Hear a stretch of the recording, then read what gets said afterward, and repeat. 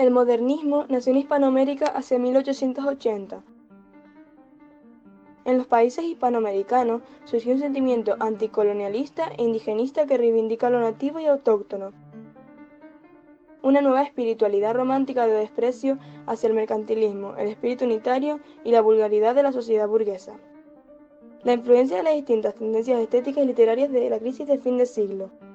Parnasianismo, simbolismo, decadentismo, bohemia. Hay dos grandes corrientes temáticas y de estilo, que a menudo conviven en un mismo poeta o en una misma obra. El modernismo parnasiano.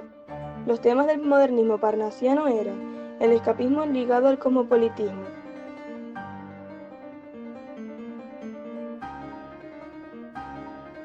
el amor y erotismo,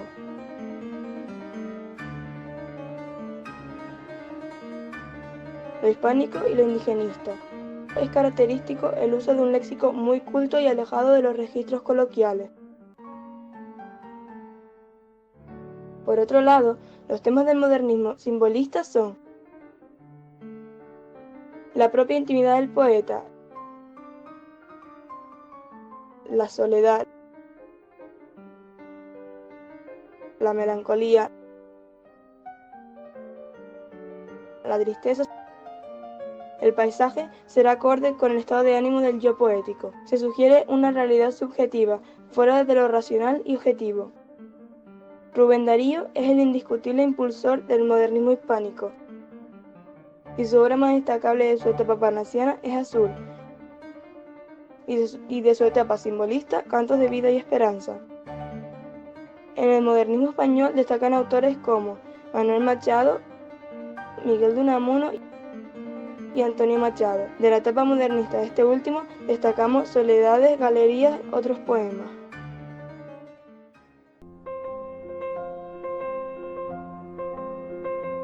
En la generación del 98 cabe destacar a Antonio Machado.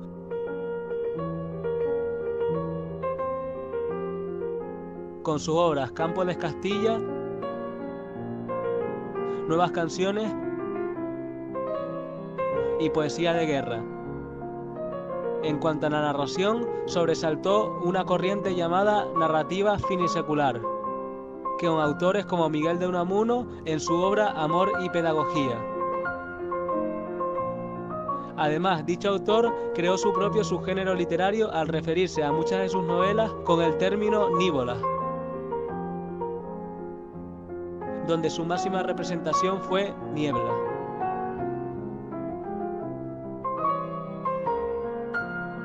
Por otro lado, Ramón María del Valle Inclán, que posee una serie de etapas literarias.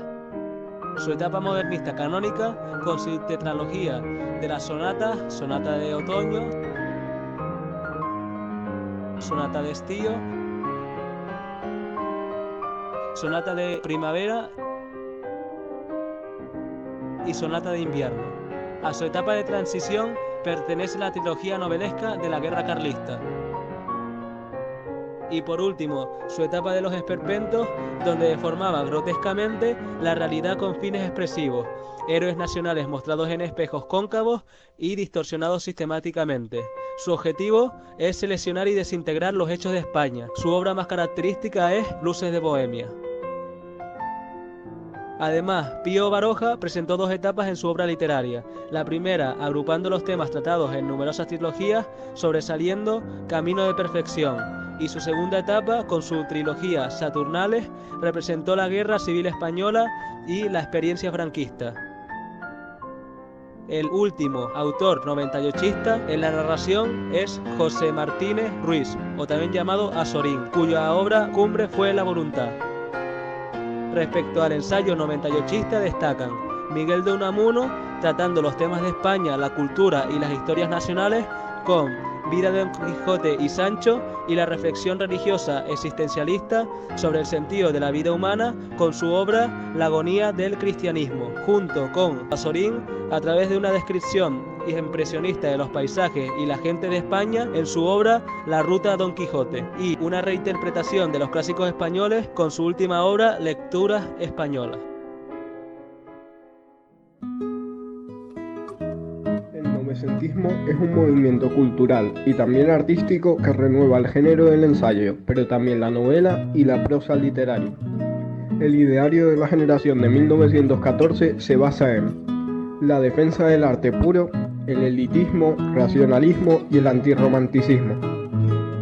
Su figura indiscutible fue Juan Ramón Jiménez con su obra poética, con su triple objetivo de belleza, conocimiento y eternidad. Dentro de su obra destacan su etapa intimista, primeras poesías, etapa intelectual, diario de un poeta recién casado, etapa verdadera, animal de fondo. Dentro de la narrativa, Gabriel Miró fue uno de los autores que destacó por su descripción y lirismo. Dentro de sus principales obras destacan las novelas novecentistas con Nuestro Padre San Daniel, además de otros autores como Ramón Gómez de la Serna con sus greguerías o Ramón Pérez de Alaya con sus novelas intelectuales.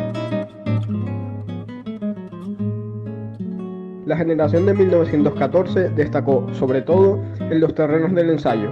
Uno de sus principales exponentes fue José Ortega y Gasset. Sus obras han sido agrupadas según su materia: ensayos filosóficos, meditaciones del Quijote, ensayo sobre España, España invertebrada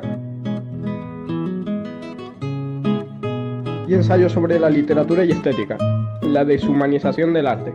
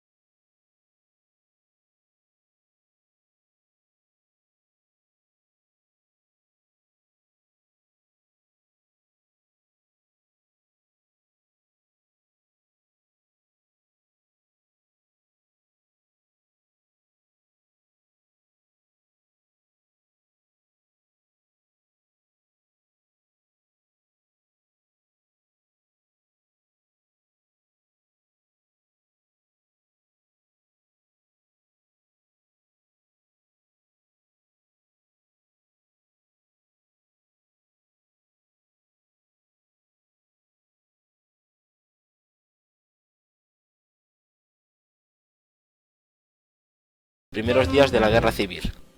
Tuvo mucho éxito en países extranjeros como Uruguay y Argentina. Sus obras más famosas fueron La casa de Bernarda Alba, Libro de poemas y Romancero gitano. Otro gran autor fue el chileno Pablo Neruda, con sus obras Residencia en la tierra o España en el corazón.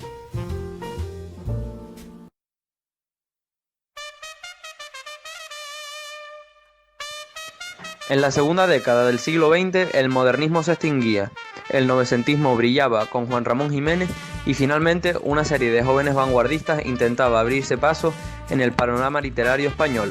Surge así la generación del 27. El género de mayor importancia durante este periodo fue la poesía, y sus autores se relacionan al tener nacimientos poco distantes, formación intelectual semejante, relaciones personales, así como la participación en el homenaje a Luis de Góngora. También destaca la presencia de un maestro líder, que fue Juan Ramón Jiménez, con la influencia de Ramón Gómez de la Serna y José Ortega y Gasset. En los poetas de la generación del 27 se sintetiza gran parte de las tendencias anteriores, como la poesía vanguardista, la poesía pura de Juan Ramón Jiménez, el simbolismo de Machado. Además, adaptan las aportaciones vanguardistas y no sin olvidar el legado literario español. Se utiliza la metáfora por excelencia y se permite la libertad métrica. Los temas principales de esta etapa fueron la naturaleza, la ciudad, el amor, las inquietudes existenciales y el compromiso social. Se diferencian dos etapas: la etapa de juventud, marcada por el vanguardismo, y la etapa de madurez, marcada por el surrealismo, así como la etapa del exilio, después de la Guerra Civil. Entre sus autores encontramos a Pedro Salinas, poeta principalmente amoroso, Jorge Guillén, gran exponente de la poesía pura, Gerardo Diego, quien compuso tanto poesía vanguardista como poesía clásica, Vicente Alexandre, con la noción de poesía como acto de comunicación, Dámaso Alonso, de quien destaca la poesía de posguerra por su intenso contenido existencialista, que se observa sobre todo en su obra Hijos de la Ira. Esta es una de las obras clave en la poesía española del siglo XX. Rafael Alberti, con dos temas principales, El mar y El paraíso perdido. Luis Cernuda, quien agrupó su obra en un solo volumen titulado La realidad y el deseo. Federico García Lorca, con temas como el amor, la muerte, el destino trágico y la solidaridad social. Entre ellos encontramos a la poetisa Josefina de la Torre, con su obra más representativa, Marzo incompleto.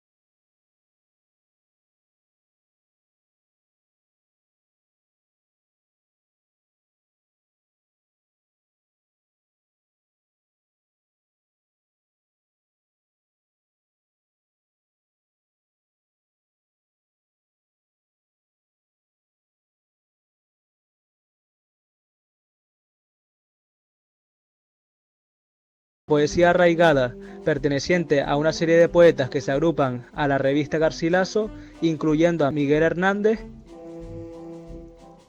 La poesía desarraigada, con la revista de Espadaña y los autores Dámaso Alonso y Vicente Alexandre.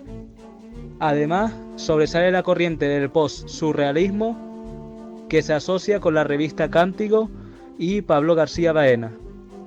Más tarde surgiría la poesía social. Dentro de la poesía de los años 70, el crítico José María Castellet nombró novicismos a un grupo de poetas nacidos tras la guerra, como Manuel Vázquez Montalbán.